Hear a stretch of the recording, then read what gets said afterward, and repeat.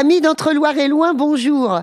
Savez-vous ce qu'est le PAT? Alors le PAT, c'est le projet alimentaire territorial. Un projet alimentaire territorial, écoutez, Frédéric Nérot est là pour nous en parler. Il est le président du PETR et ça tombe très bien, notre PETR Gâtinais-Montargois vient d'être primé par l'État pour son projet de PAT. Alors, Frédéric, c'est quoi le PAT? Alors, les PAT, enfin projets alimentaires territoriaux, sont impulsés depuis quelques années par l'État, à l'échelon du ministère de l'Agriculture, et sont portés par des collectivités territoriales. Il y a des PAT à l'échelon régional, à l'échelon départemental et également à l'échelon infradépartemental. C'est le cas du nôtre, puisqu'il est porté par le PETR du Gâtinais-Montargois. Alors je rappelle que le territoire de ce PETR recouvre en quelque sorte le bassin de vie de Montargis, avec 95 communes et un peu plus de 130 000 habitants. Alors, quel est l'objectif d'un projet alimentaire territorial?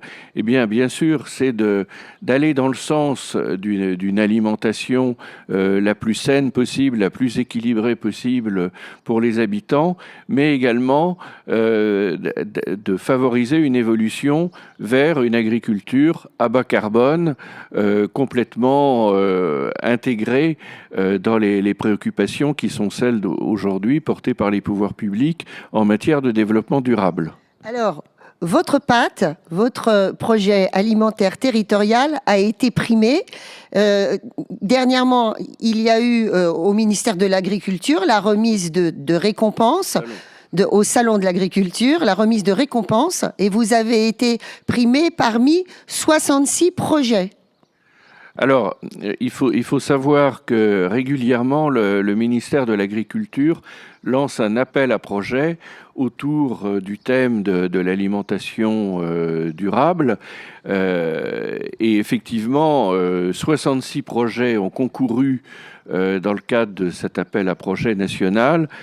Et 29 ont été retenus, dont celui présenté par le PETR du Gâtinais-Montargois, et dont il faut souligner, on en est évidemment très fiers, qu'il est, parmi les 29, le seul qui a été porté dans notre région, la région Centre-Val de Loire.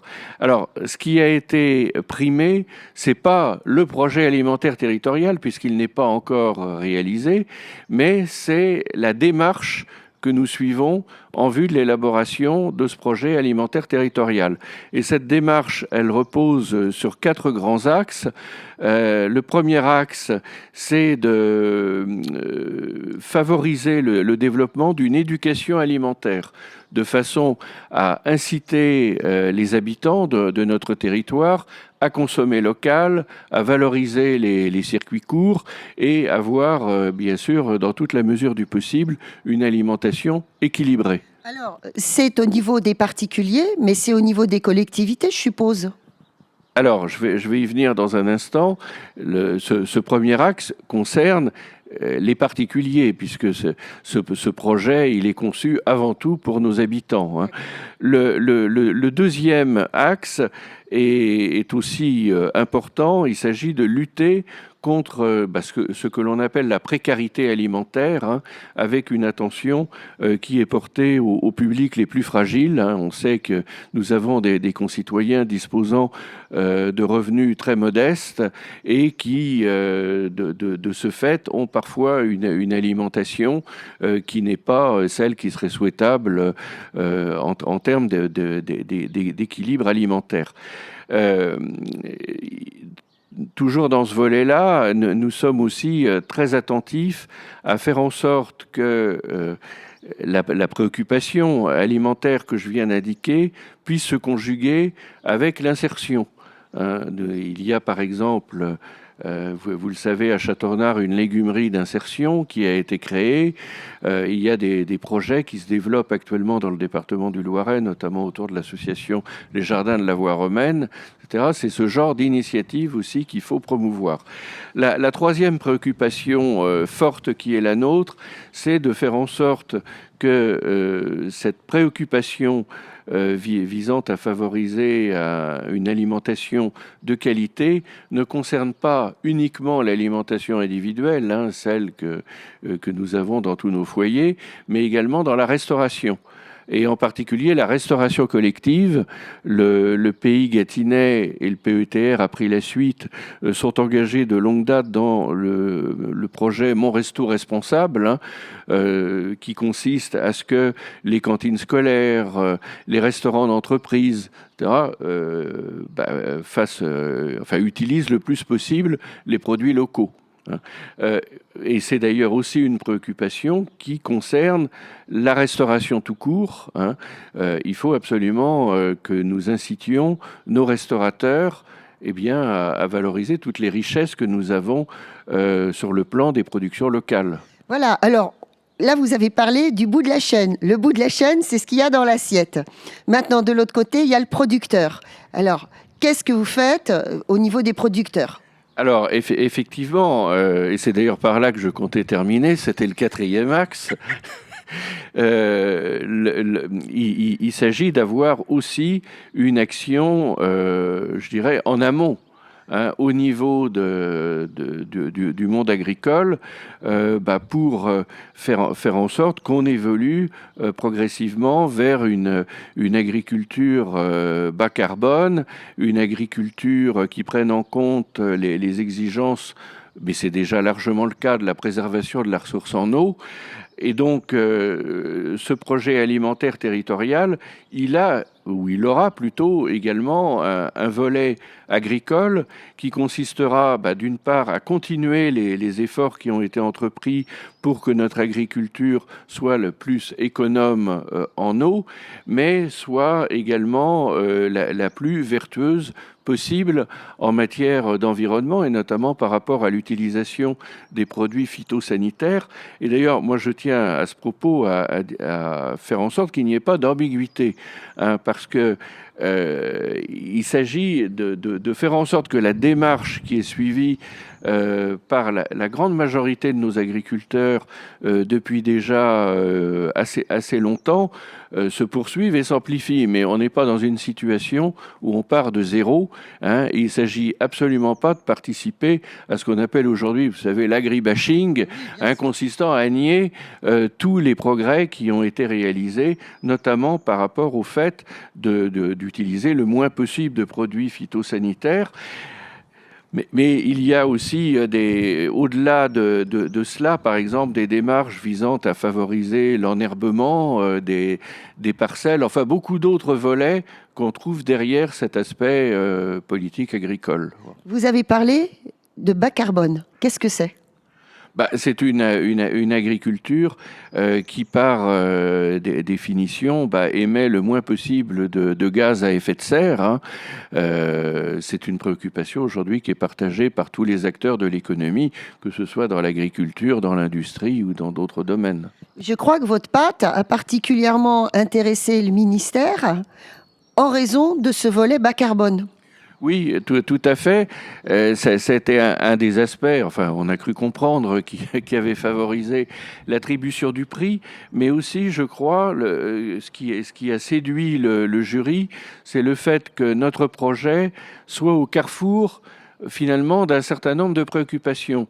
La préoccupation alimentaire dont on a parlé, la préoccupation environnementale et également la préoccupation sociale, notamment par rapport à ce que je vous ai dit en ce qui concerne les publics les plus fragiles.